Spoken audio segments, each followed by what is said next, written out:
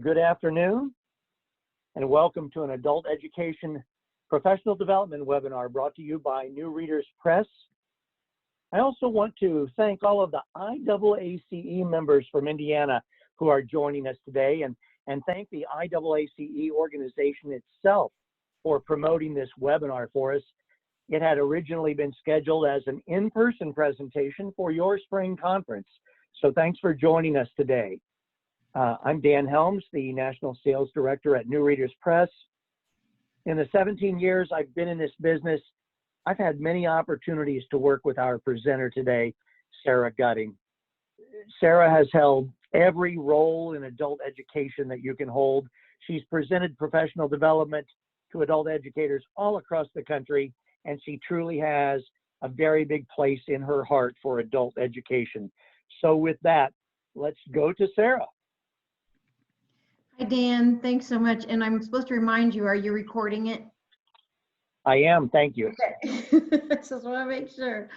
But thank you guys so much for being here. Welcome, everybody. I was kind of looking in the chat window to see where everybody's from. And, you know, as much as I love presenting face-to-face with everybody, but it just doesn't replace that for me in my heart, because I love to see all of you. It is really cool to be able to reach so many people in so many different states. So I've enjoyed seeing where everybody's from. So thanks for putting that in there. Just want to talk a little bit about me, and I've got to figure out how to get this to forward, because I always do that every time. And I think it's better if I go down here. Give me a second. Sorry, see, technology. I'm a face-to-face person, and it doesn't want to forward. Dan, what did I do this time? Well, usually it goes to there on you, so I'm going to go there on my screen. So I have been in adult education for a long time. It's been all of my professional life. So since the minute I stepped out of college, I went straight into a community-based program for students that had dropped out of high school, and have been in love with it ever since. I did start out as a volunteer in our local adult education program, and then helped start our high school equivalency program where we got high school credit. And then I immediately started working at the jail. I went up to my director at one point and said, do we have a jail program? And she said, oh yeah, we have a jail program, but the person there's never gonna leave. She loves it, she's gonna be there forever. And I said, well, let me just go visit it. Can I just go visit the program? I stepped in through those metal doors and I fell in love, and I've been there for 25 years. So the woman that was teaching it actually went off on to do a mission trip, and I stepped in, and it's just been a blessing for me, and I have absolutely loved teaching, and I still teach there. We're on a little bit of a hiatus right now. I've got a couple teachers on the in there right now working, but we're at a lower level of students, so it's been able to allow me to do some things like this while we're trying to get things reorganized during this COVID-19. You can kind of see some of the things that I've done there. I always say that I'm a consultant, a professional development facilitator, but more importantly, I'm a teacher. I still love to teach, and a lot of things that I'll talk to you about today are things that I use in my classroom. And that's what I love to be able to do, is just say, yeah, I use this. And yes, it was real painful when I first started doing it. It was difficult when I first started doing it, but we stick with it and we do it, and it really helps the students. So I hope what I can give you today is going to help you all to help your students with reading. So enough about me. I want to hear a little bit about you, and I've got just a two-poll question to get to know you a little bit, and Dan's going to pull those up because I want to hear a little bit about what you think about reading. So what do you think about most when you think of teaching reading? So choose one of those answers. What do you think of most when somebody says reading? What is it you think of? I'll give you a second to fill that out. And then you can go on to number 2. When teaching reading, with which component of reading do you need the most help? With which component of reading do you need the most help? So which one of those? Can they see all those down there? Do you have to scroll down there, Dan? They probably need to scroll, but I will scroll on my screen. Okay, just in case. After a little bit here. Okay. But I think they can do it. We'll go a little longer. A lot of people are voting. Okay. Sounds good.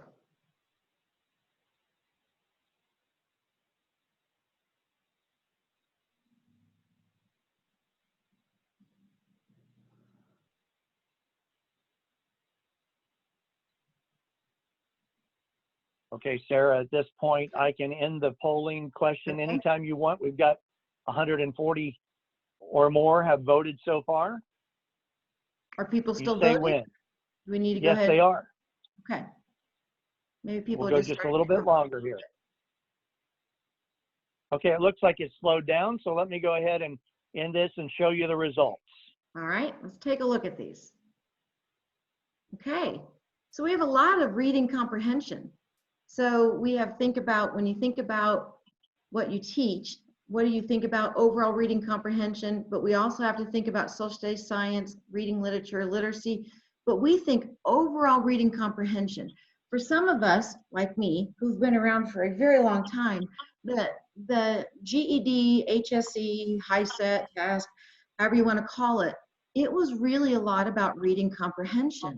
And today, in the new tests, we really need to know more about social studies science. We need to know about some of that reading.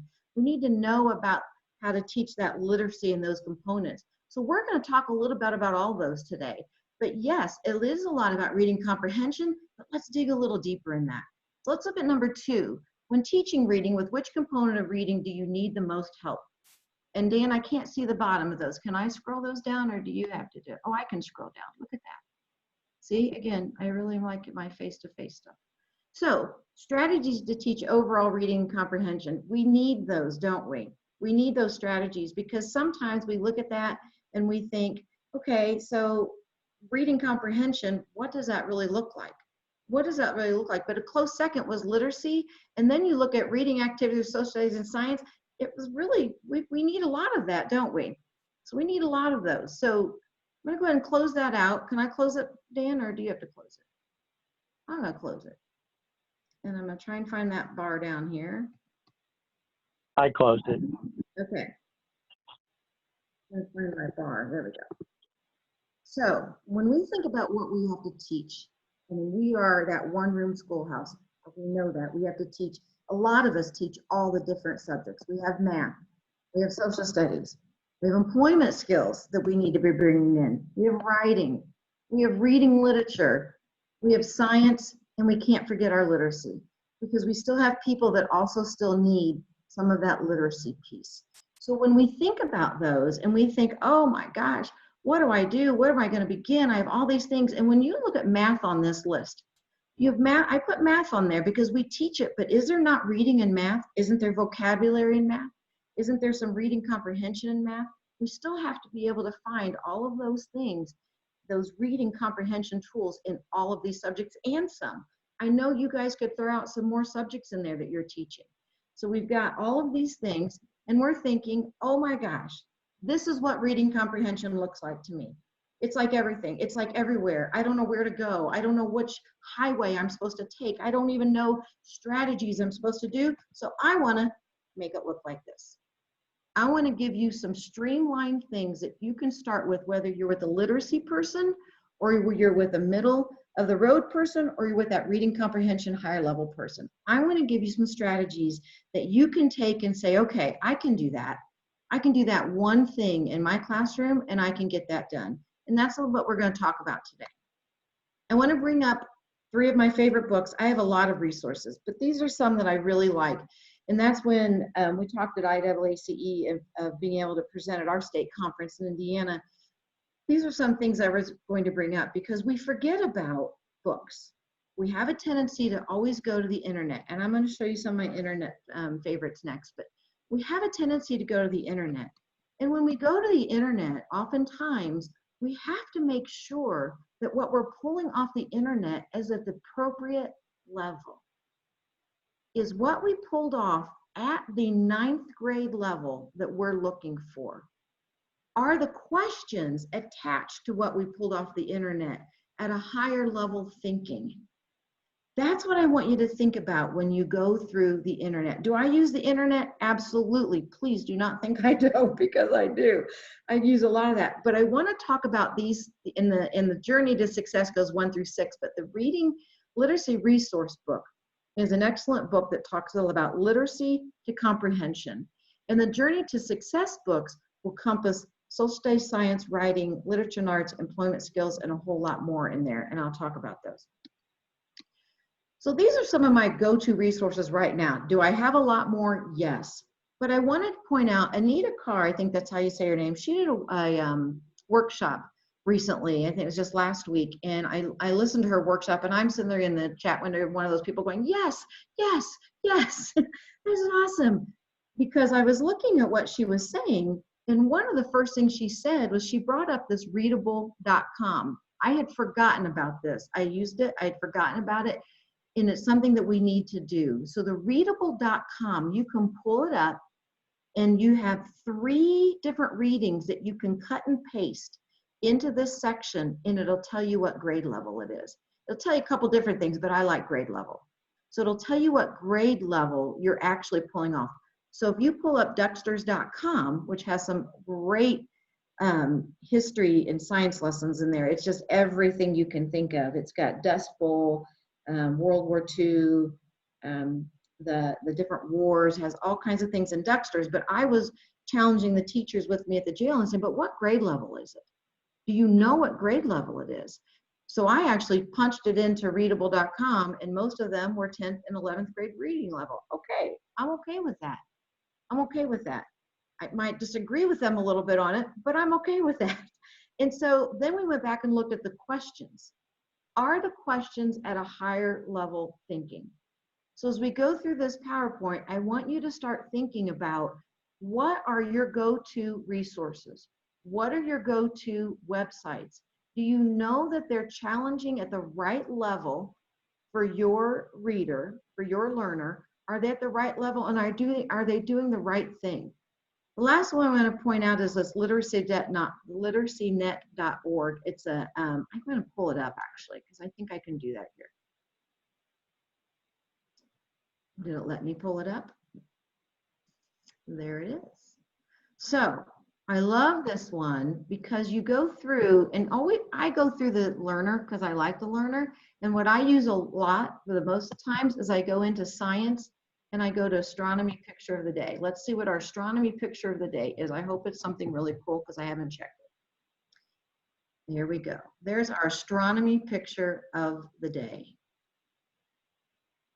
You can see where the tadpoles of IC 410. But what I love to do is I go into these other sections, the links, and you can actually go in and they will actually have some other reading for you, some other ideas for you that you can use for science.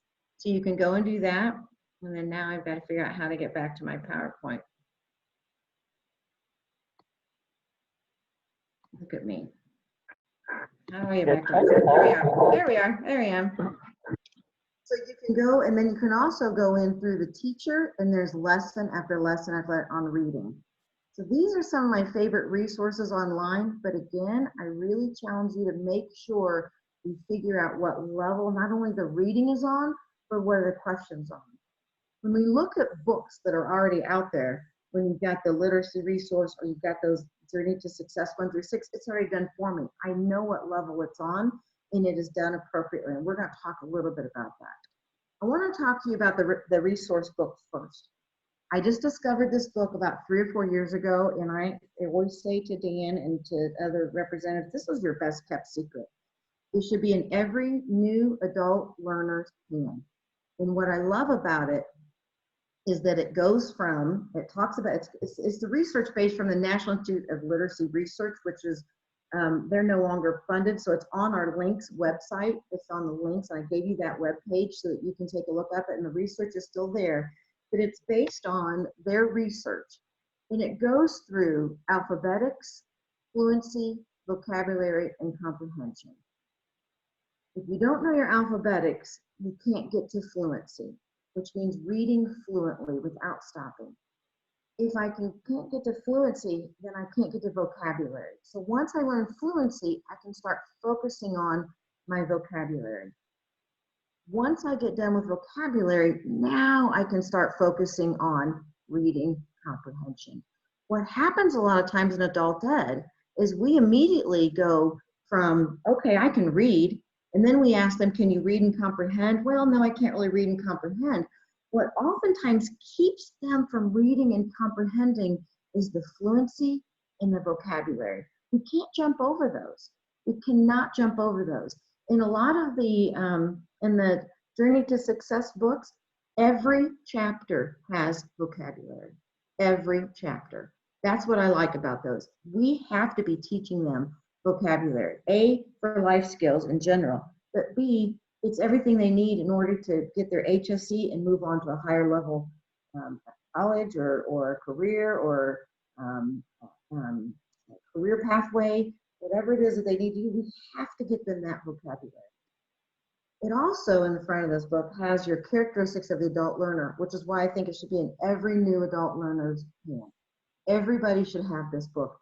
It talks about the characters of adult learner, difficulties in learning. It goes through all of the things we know as an adult educator that helps us teach that adult learner. Our adult learners, as we all know, are not just high school kids that just didn't do well and now we've got them. There's a whole lot more into understanding the adult learner characteristics than just saying, well, they just didn't do well in high school. So a lot more to it, and this book goes through that. It also addresses your special needs, learning difference, and learning difficulties. And I like the fact that they actually differentiate between learning differences and learning difficulties and special needs. Separate chapters in that book. And I really like that. And I think, again, it helps us understand that adult learner, especially someone that is learning to read or has a difficulty reading, and that they have to get to that reading comprehension. And we keep thinking, why can I not get to that reading comprehension? Why are they not staying focused? They don't have the fluency and they don't have the vocabulary. These Journey to Success books, what I like about these is that you've got, you can use it in a multi-level classroom. So if you've got a multi-level classroom and you've got somebody in the third, the level 3, level 4, and level 6, you can, in their social studies, they talk generally about things like the Great Depression or the New Deal or the Civilian Conservation Corps in each of these different books.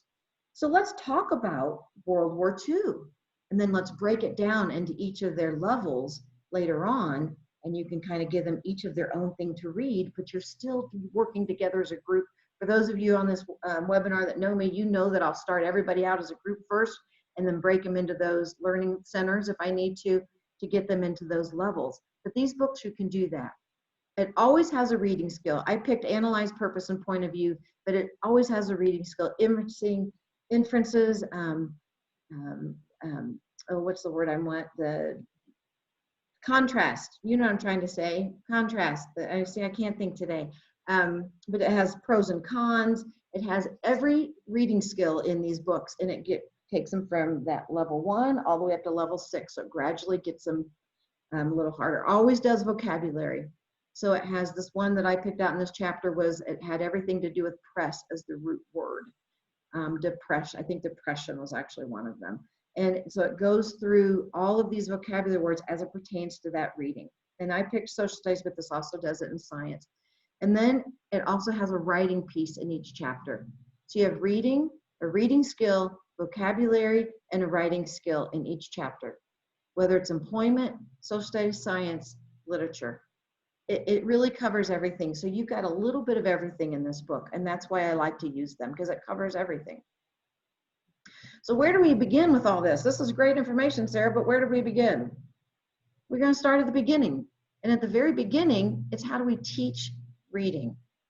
So how many of you know about the language experience approach? And I don't know if I can actually see our chat window here. I'm always afraid to pull things up because I'm afraid I won't be able to get back to wherever I'm going. But how many of you are familiar with LEA, the language experience approach? Anybody? Great. I see Mary popped in. Anybody else? Melissa? Good. Great. That makes me so happy.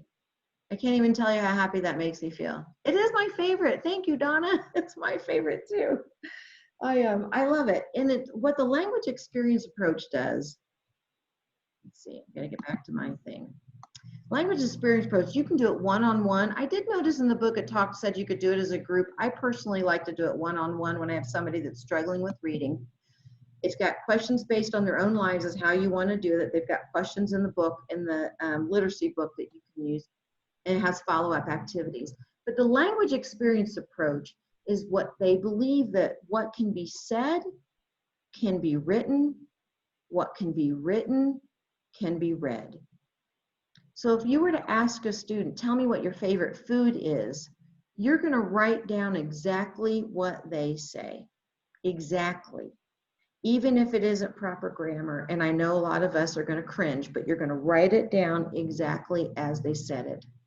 And then you're going to read it back to them, pointing at every single word very slowly. And then you can do that 2 or 3 times, and then you can kind of help them if they want to try to read through it too. In that literacy resource book, it actually shows you exactly how to do this. And I think if you've got a student struggling with literacy, this is where we begin. We have to begin with that language experience approach. It's one of my favorite strategies in doing, and I've always had great success. And I'm so glad to see that some of you also have used that. So then you have to go back to what I also said, is that you have your steps to reading: alphabetics, fluency, vocabulary, and comprehension. I've been, I get the chat window up, and then I want to always keep seeing what everybody says, and it distracts me because, see, I'm a face-to-face presenter. So I'm going to talk about fluency and comprehension today, because I, as a adult educator, struggled with that comprehension. I'm like, oh, well, you know, I can teach you comprehension by asking them the right questions or showing them my reading skills builder, and I'll show you that in a second, and all these things. But what I missed was fluency and vocabulary. I really missed going back to fluency, getting them to read fluently without stopping, in order to be able to then focus on vocabulary and then focus on comprehension. And then the next thing we do is we start working on those comprehension tools. The what I know, what I want to know, what I want to learn, you know, the KWL, and that to me is my reading skills builder. I'm going to show you here in a minute. But and asking the right questions, which is Webb's depth of knowledge. I'm a Webb's depth of knowledge person. Ever since that was introduced to me a few years ago, I'm a Webb's depth of knowledge person. That is the same thing as Bloom's taxonomy. So if you're a Bloom's person and you love Bloom's, bring it back out, because I feel like we've gotten away from that. I feel like we've gotten away from just teaching us teachers how to ask the right question in order to get our students to think on a higher level. So we're going to talk about fluency and then comprehension skills is what we're going to do. So I'm going to talk about this fluency. So I'm going to talk about fluency, and this is actually in that literacy resource guide that I was talking about earlier. And it gives you different techniques. On the left-hand side, you'll see the reading techniques. Let me see if I can figure out how to do my laser pointer. I'm excited because I found out how to do the laser pointer. I'm like really excited about that. So you've got the reading aloud, duet reading, echo reading, alternative reading, and phrasing with pencil tracking, which is the one I am going to talk about because it's the one I like the most. But you've got reading aloud, where the learner listens as a tutor reads. We need to read to our students. And I always remember in 4th grade is when I was the first time my teacher read me Laura Ingalls Wilder out loud. That's what she did. Do you remember that? That our teachers read out loud to us. And there's no reason why we shouldn't always read out loud to our students as well. It's an important way to model what we should be doing. And then you have the duet reading. And the duet reading and the echo reading are a little different. So the duet reading is the tutor and the learner read together. I love that one too, but I didn't think I could do that very well on the webinar, where you're reading them together, so they kind of keep your pace a little bit. So they're going to go through and you're going to read that together. And then the echo reading, the tutor reads something, the learner repeats what you read. So you read it and they read it. Alternative reading, as you know, is the tutor's going to read and then they're going to read. So you read and then they read. But pencil phrasing is one. Phrasing with pencil tracking is one that I really enjoy, where the tutor models the activity, the learner reads phrases, and some of us know this as chunking. Remember chunking, where we would say read it in chunks? It's kind of the same thing. So here's phrasing with pencil tracking. You've got Scott went to the store to buy a new pair of shoes. You see it? And now we're going to go a little bit more. Scott went to the store to buy a new pair of shoes. Then you do a little more. Scott went to the store to buy a new pair of shoes. And then you read it all together. Scott went to the store to buy a new pair of shoes. It's something that I used to do a long time ago, and we got away from it because we got so focused on all these things that we have to do now.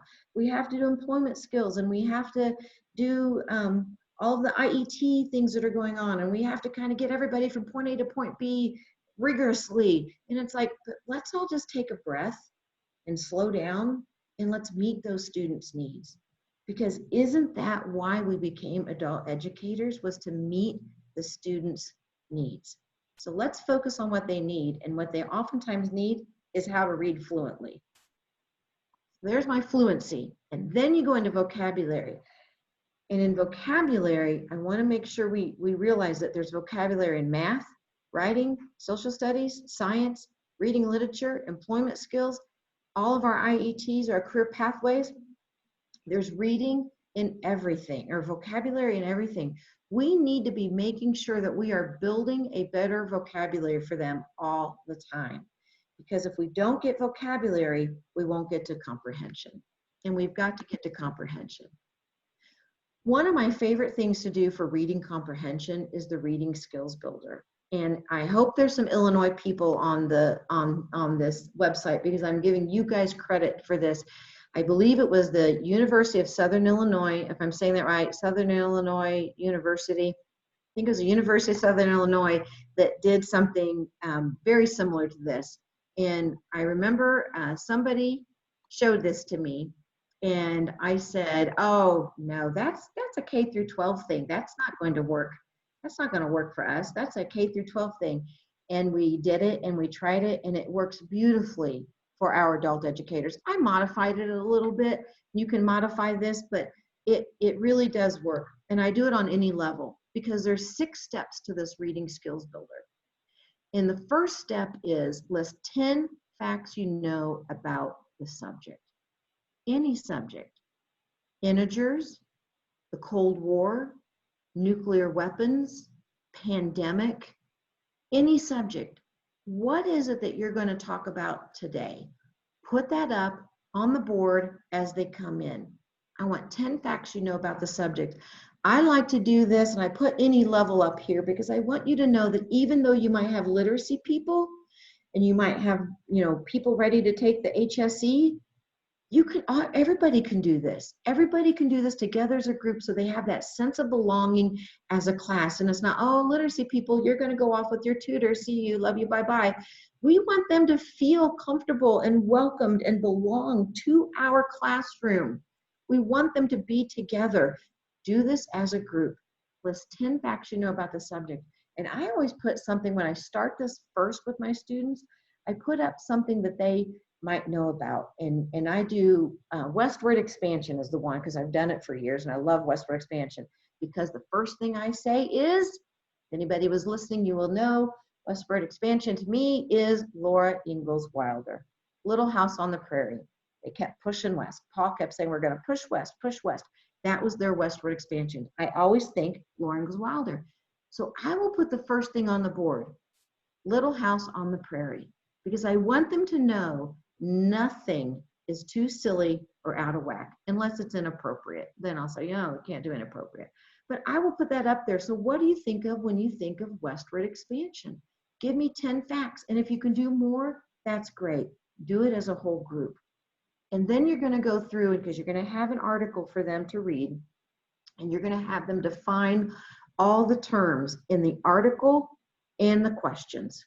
Because oftentimes our students can read, but they get tripped up on the question. And even though we know what the word assumption is or determine means, they don't. Not when it comes to the question. Oftentimes they get tripped up. So have them define all the terms they don't know in the article and in the question. And here is where, if you have a really bad multi-level classroom, here is where you divide them up if you want to. We talked about westward expansion all together, but I might have 2 or 3 different levels in my classroom. I'm going to give them 2 or 3 different level reading. You can find that on the internet, or you can use Journey 1 through 6. Whatever you've got, that's how you can do that. And then you can pull those articles out, just the articles and the questions. Try to leave some of those vocabulary words, because they'll have vocabulary in those Journey things. Let them define those terms. Let them find them. And then you're going to read all the captions, charts, maps, and graphs. Read all of those. Look at them, analyze them, break them apart, look at the fine print, everything you can see. Look at all those captions, charts, maps, and graphs. Notice we haven't read yet. I don't want them reading. They're not reading, they're skimming and scanning. They're going to look through it very quickly. Now, we're going to answer the questions at the end of the passage. What questions do they have at the end of the passage? Are they open-ended questions? That's fine. Are they multiple choice questions? That's even better. What do they got? Answer those questions at the end of the passage. It's usually no more than 5 or 6. They usually have about 5 or 6 questions. Answer them. Even, again, we haven't read yet, because right now is when we read. Read the passage. So now they're going to go back. I've now defined my vocabulary. I've looked at those charts and graphs. I've kind of looked at those questions, because remember, as teachers, oftentimes we'll say, hey, go look at the questions first and then go back and read the passage. That's great when we're playing the game, when we're on the football field, when we're in the HSE test. But when we're practicing and we're on the practice field, we need to practice this first, because then number 6 is you re-answer the questions and change any answers, and very rarely do they change many answers. And out of 4 or 5 questions, they'll get at least 3 right. And it just blows them out, blows them away. They're like, oh my gosh. But it's a great way to get them to not just, hey, go look at those questions first and then read the passage. We need to practice this first. We need to do this practice over and over again so their brains get ready. So when they get on the test and there's a section about the Dust Bowl, and they're going to go, okay, my brain's just going to boot up. What do I know about the Dust Bowl? What do I know about the Dust Bowl? And then they go through and start looking very quickly at terms, read the questions, go back, read the passage, boom, I'm done. We've got to have them practice this. Their brains have got to practice this. So very quickly, because I've got my chat window up, very quickly, I would like to know, what do you think of? I need 10 facts about World War II. What do you think of? First 10 people in the chat window. Oh, they're all fall asleep on me. Okay, here we go. Entered Europe, Germany, 1940s, D-Day, in 1945, Hitler, bombing Hawaii, Holocaust, Pearl Harbor. Women pilots, that's awesome. Very good. Internment of Japanese, oh my gosh, look at all these things. And your father fought in the war, oh my gosh. The Great Depression, OSS, oh my goodness, look at all these great things. And you're going to say, my students aren't going to be able to do that. You'll be surprised.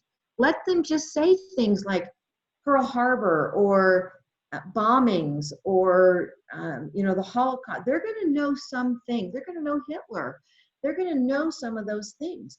And so you can do that with World War II. We've got science. I'm going to put up disease. Give me 10 things about disease. What do you think about, oh, the Waltons? Oh, Sheila Butler, you're so sweet. I love the Waltons. Okay, so what do you got about disease? COVID, sick, cancer, pandemic, research is needed, virus, starts with virus, bacteria, contagious, flu, cures, doctors. Look at all those wonderful things. Look at those great things. Isn't that fun though? Think about that. You've got people sitting in your classroom from all grade levels, all levels. And you can pull something, 1 word, 2 words up on the board, and now you've got discussion. And if you want to do it, you could put it in where you could do, I love flip chart paper. I should own stock in flip chart paper. So I've got flip chart paper, and you could put it around the room and have them work in pairs, if that's what you want to do. I love to get movement.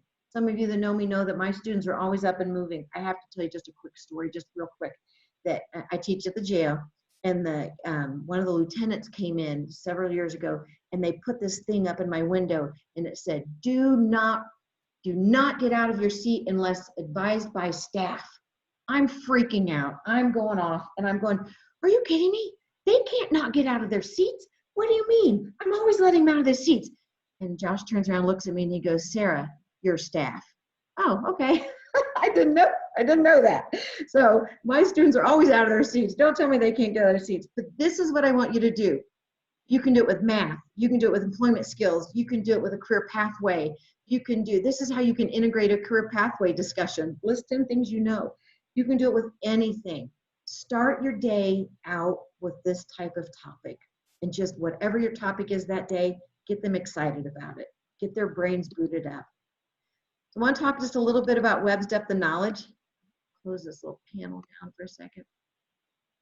So in Webb's depth of knowledge, I don't know how many of you are familiar with this, but I love it, and I love the question stems because sometimes I can't think of a question that has to do with categorizing or a specific fact about, and I love these question stems. You can pull them up for a lot of different things and just stick them in, on your wall if you're lucky enough to put things on your wall. I can't, so oftentimes they're sticking in my cabinet, but I can't put things on my wall, but have them blown up, have on your wall, because one of the great things about question stems, have your students come up with questions. Have them come up with questions about what they just read. Can you recall whatever, or how is a pandemic related to an epidemic or something? So that would be a level 3. But make sure that you start looking at the questions, whether it's in Journey to Success 1 through 6, whether it's off of the internet, whether it's off any other resources that you use. What level of questions are you asking? Because if the questions are just a level 1, it's not going to get it. It's not enough. Level 2 is good. Level 3 is even better. Level 4, there's some controversy around. Some people think it's just, asking the question, apply this concept, and other people think it's like what you see over on question stems, writing a thesis. There's a little controversy on level 4, but if we can at least get our students to a level 3 thinking, then we're doing great. One of the things that I noticed on Ducksters.com, although I do think it's excellent, and I'm not saying anything good or bad about it, I'm just saying they're great articles. Be careful, you've got to watch the questions. And so what we've done is, yes, we're going to hand them that article because you need to learn about the Cold War, or you need to know about World War II. We're going to hand that. We're going to do some other things in the Journey to Success book and give them some maybe Dexter's as homework. But I'm going to have at least one more question that they have to answer that's a level 3 that I created. Because I'm not always sure, whatever book I'm looking at, whatever I pulled off, I always want to make sure that I have a little bit more say in what level of question it is that might look like it's on the test. A question that looks like, I'm not saying that right, that looks like on the test. You know what I mean? So this is your Webb's depth of knowledge. You can get this off the internet. I love the question stems. They're awesome. I hope you guys take a look at those, because I want to show you one more thing. Is the same verb, but 3 different levels. I know some of you have probably seen this before. The word describe, level 1, simple recall. Describe 3 characteristics of metamorphic rocks. Easy. I'm going to go look for it in that article. I've got it. Level 2, describe the difference, because it added that word in there, between metamorphic and igneous rocks.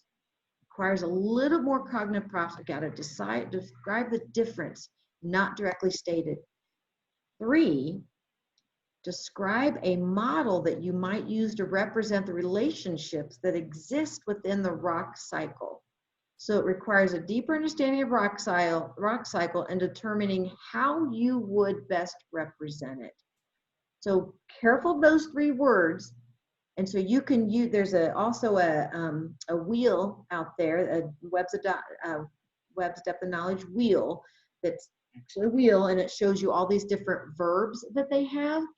But be careful that if you've got the word describe, that you're also looking at it at 3 different levels. Okay, I hope that all kind of made sense, and I hope you all are using Webb's depth of knowledge, because I find it the best way for me to ask those questions.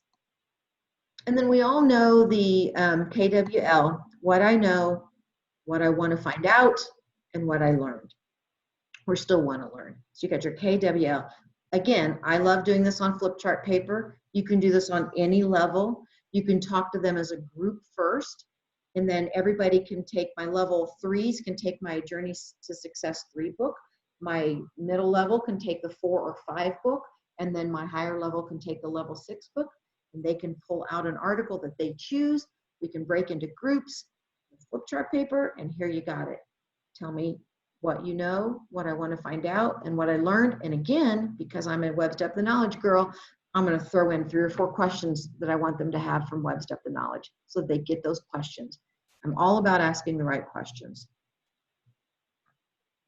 Okay, where are we?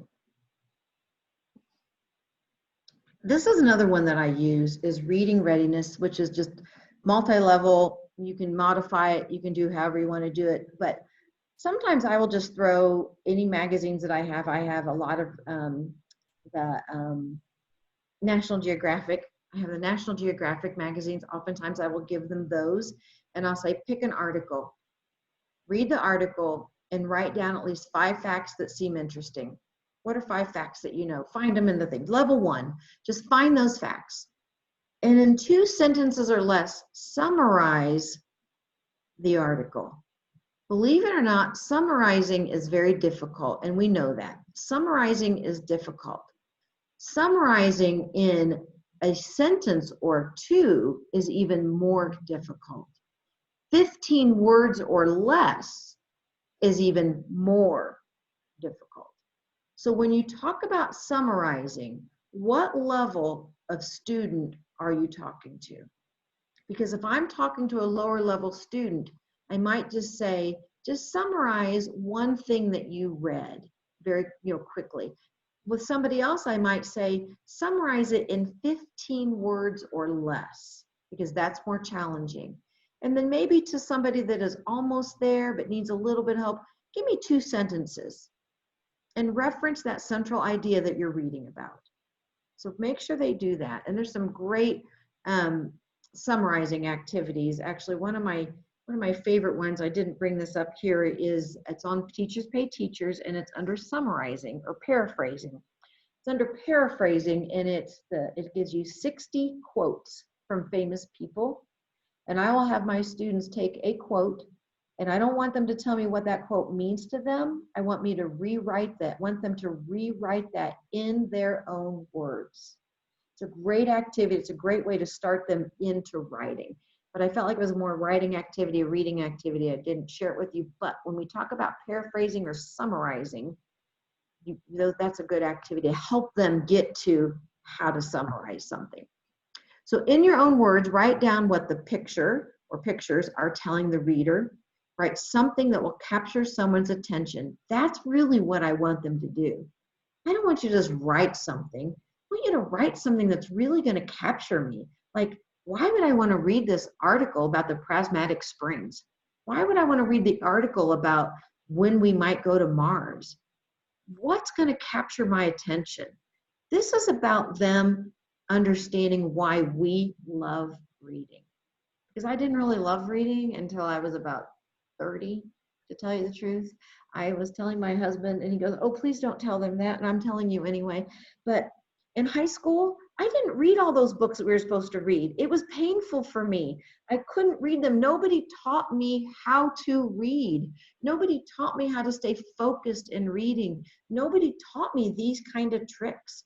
And so it wasn't until I was probably 27 to 30 that I thought, oh my gosh, I really like reading. I love reading. And so that's where we want to get that, write something that will capture someone's attention. Teach them to love reading. What is the purpose of this information? Why would somebody need to know this? Again, why do I need to know this? So when we're teaching them to read, we want them to be curious. Why do I need to know when we're going to send somebody to Mars? Why do I care? What's the purpose of that information? We really need to get them to understand the love that we all have for reading, or most of us have for reading, and why we do it. And then if the article references time or creates a timeline to tell a story, have them do something with that. What do they do? Have them create that timeline. Have them actually show it. And I'm going to tell you, and some of you are probably going to go, oh yeah, I agree. Our students can't read or do timelines. It's very difficult for them. And I think it has something to do with, if you're a brain research person, with the left to right, reading things left to right. And because a lot of times it's difficult to go from the left to right, and some people like, top to bottom brain instead of the left. I think that might be what it is. If somebody can share some light on that, I would love that. I'm gonna check my chat window to see if anybody has said anything. Okay, good. So I wasn't the only one that told them that they couldn't read, because I'm glad I saw that. But I think that's really good that we do share that with them. So if anybody has any insight on that timeline, I'd love to know that too. So, but you can take any article and do these. Turn off my thing. And do these questions. You can make up your own questions. Make up your own questions. That your questions are just say, tell me about this article in one paragraph, or how would you summarize the most important facts of the article? Even if this was just a warm-up activity for 15 minutes of the day. One of the things I love to share with everybody, but I don't share anymore because they are no longer in print, unfortunately, are they're called nonfiction cards, and they were from EduPress. And that's what I would use a lot of times with this. I've just given these little pieces of about an 8x10 piece of cardboard, and it was just an article. On the back had questions on it, and they were great. But I also started thinking about, they were on only about a 6th grade reading level, which is why I started pulling other materials out to get them at a more appropriate level. So speaking of timelines, one of the things that I love to do is a timeline with my students. And I like to do it with social studies, especially because that's where you would do it. And I love talking about the Constitution. I love talking about the Revolutionary War. And I go through all of these different things. And all of these topics are in those journeys. I think it starts at like 3, like level 3 through 6. And you can pull these out. So no matter whatever level you're in, whatever level they're in, they could be researching their own thing. And then I give them a big sticky note. I put the timeline up on the board, and then they go through and they have to put their sticky note up on the board where it goes. You can even get more in depth. Sometimes I'll do Emancipation Proclamation, or I'll do, I don't know, the Cold War, that one's one of my favorites because that's kind of a little bit longer. And so I can get real detailed. I could do the Boston Tea Party, whatever we're doing. And I have them put their timeline, and they have to put their little piece of paper up on the board where it is, and then somebody can go rearrange it, or they can help rearrange it however they want to do it.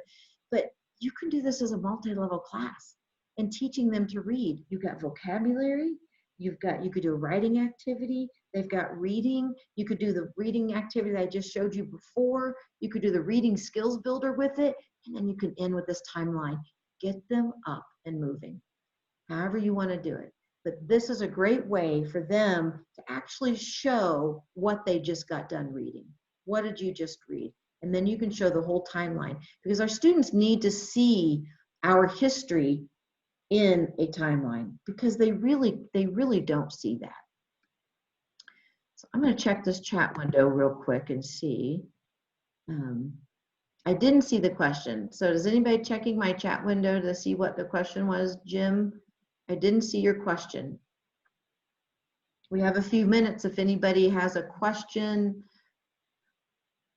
I like that, Kathy. Start timeline by using their own life experience, baby before school, early grades. I love that. Sarah, I'm jumping in just because there have been a couple of questions. Okay. And I'm not sure I understand this one. Carolyn is asking if you would be willing to share the quotes. I don't know what I know what she's talking about. It's the teachers pay teachers. And unfortunately, because it was a paid thing, I don't think I'm allowed to, but it was, if you go on teachers pay teachers and it's under paraphrasing. So if you type in paraphrasing, and it was a few dollars, it's under paraphrasing, and you'll see the quotes, and they are some from great famous people. So you'll see it, and you can download it. And I think it was like a couple dollars, but I don't think I'm allowed to share it because I paid for it. Okay. Several people have asked what they will receive after the webinar, and sometime by Monday, everyone will get an email. Everyone that registered using the email address you entered when you registered, I will send to those addresses a message with a link in it, and in that link you'll find a recording of this webinar, a copy of Sarah's slides that she presented today, a certificate of participation, and Q&A. I'll take any questions that were asked. We'll make sure that we answer them, and we will send that back out to you. Very good. I'm gonna do my, oops, the Bill of Rights is down there. I didn't realize Bill of Rights. Oh, look, assassination. I didn't realize that was on there. Oh, the Trail of Tears. Look at all those. I'm gonna end with this, a couple things, and then we can kind of talk for a few minutes too. I want you to think about how we started. I hope that at the beginning of the webinar, you might have started like this, and now you're looking at reading like this. You've got some more concrete. The reason we teach math and English quickly and easily is because it's concrete sequential. We do fractions, decimals, percent, algebra, formula, da, da, da, da, da. We do commas, we do maybe some grammar, we do the essay, da, da, da, da, da. Reading isn't like that. And we have so much that we have in reading that it's not like that. And so we have to find ways to make it concrete sequential because, you know, Star Trek, we can learn everything from Star Trek. So I'm going to end with this quote, and then we can take some questions, or we can, however Dan wants to do it. But you know, the greatest danger facing us is ourselves and the irrational fear of the unknown.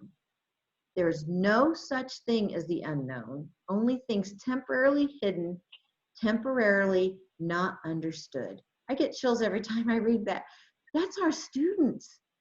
Our students come into us and they say, I can't do this or I can't do that. It's just because it's unknown to them. And it's our jobs as teachers to unveil that for them and to serve them. We are here to meet the needs of the students, and everything else is secondary. We are here to meet the needs of our students. That is it. And everything else will fall into place. And I think that we sometimes get away from that because we know we have so much going on with everything that we've got with WIOA and all the new things. But keep this quote in mind and remember, we're here to meet the needs of our students. So Dan, do we Sarah, have there are a couple questions? Couple of questions, yes. One is, can you give some of your favorite ways to teach vocabulary, and do you also teach spelling vocabulary words? You know, there are some good spelling books out there too, and actually I believe they're with New Readers Press. And Dan, you might mention, I think it's the spelling patterns. It's the spelling patterns. And what I do that, when I have a student that really struggles with vocabulary and spelling, the spelling patterns book is really good because it actually talks about, it's not just phonics. And I'm not a phonics person. And most of our students are not audio people, they're more visual people. And so it shows them the patterns of how to spell, and then you can teach the vocabulary within that. And thank you for asking that question. And because I'm a teacher and I am just like everybody else, yes, we should be teaching vocabulary. Do I do it all the time? No. Should I? Yes. And that is one thing that I was talking to the other two teachers with me at the jail, and we are actually going to get better at that. Is that if it's just once a week, or it's as we are teaching that subject, making sure we put those vocabulary words on the board as we teach the subject to kind of front load, because I think it's important. And Anita, if you guys listened to her last week, she was great, and she talked about front loading information as well. And I think that that's important, and we do it. Am I consistent? No, it's one of my faults, and I've really got to get better at it. So thank you for bringing that up, because now that I've said that with all these people all across the country, I'm going to have to make sure I do vocabulary now. And there's a question here, Sarah. It says, can you address applying these methods to teaching English language learners? Yes, actually the literacy resource book is actually very good for English language learners. And there's also an ESL book. I didn't bring it up because I didn't think it fit quite into this reading, but there's actually that resource book that I showed you at the beginning. There's an ESL book for that. And it is very good. And it talks about how to teach that English language learner how to actually speak, and it goes through all of these great strategies. There's strategies and activities in those books. I would really recommend that you pull that ESL resource book up and take a look at that. You can also use the reading skills builder if you wanted to, and just kind of pare that down a little bit. But I've used that with when I was doing ESL a while ago. I would use that with them and just say, tell me what you know about grocery shopping. What are words that you remember? What are words that you know? And you can use that in that sense. What else, Dan? April said that she is an ESL teacher and she uses those, a lot of those methods you mentioned with her students. Oh, good, thank you. Jennifer Wigington is putting up the links faster than I can, so thank you, Jen. Thanks, Jen. And I'm just looking, what are some good activities for teaching vocabulary? That's another question. You may have answered it, but it was another question on here. Good activities for teaching vocabulary. I will tell you that I am not the best at that. And my dad told me a long time ago, he goes, Sarah, you have a horrible vocabulary. So maybe that's why it is. I don't know. But I think that I think that we need to look in the Journey to Success books. See, I get lazy because those books have the vocabulary in there. So they've got them in there and they're like, you know, they can plug them in, like close activities. And then the literacy resource book has some activities in there. So we might want to just research and look at that. And I'd be happy to go back and look at it because it is something that is a growth point for me. So whoever asked that question, thank you. You're really making me grow on this. So that is a growth point for me. So maybe we'll look and develop that together. Doug says he used that with low-level readers. I love that. And I think we've answered all of the questions, but what we will do is we'll go through all of the questions. We will make sure that we include answers to them. We'll put that on a Word document, and we will send that out in the follow-up email with the recording and the certificate and the slides. Yes, and a couple things. You can get that, the literacy resource book is through New Readers Press. I think that was what you're asking me. And then will you email us the next week the chats and links? Yes, right, Dan? We will email them the questions from the chat window, right? Yes, exactly. Yes. Okay. Okay. All right. So Sarah, on behalf of New Readers Press and on behalf of IAACE, thank you for spending an hour with us today. And it looks like it's been very informative for a lot of people and helpful. So thank you for that. Good. Thank you, guys. I really appreciate all your questions, and whoever it was that pushed me to do vocabulary, I'll report back on how I'm doing. Okay. Thanks, everyone. Thanks, guys.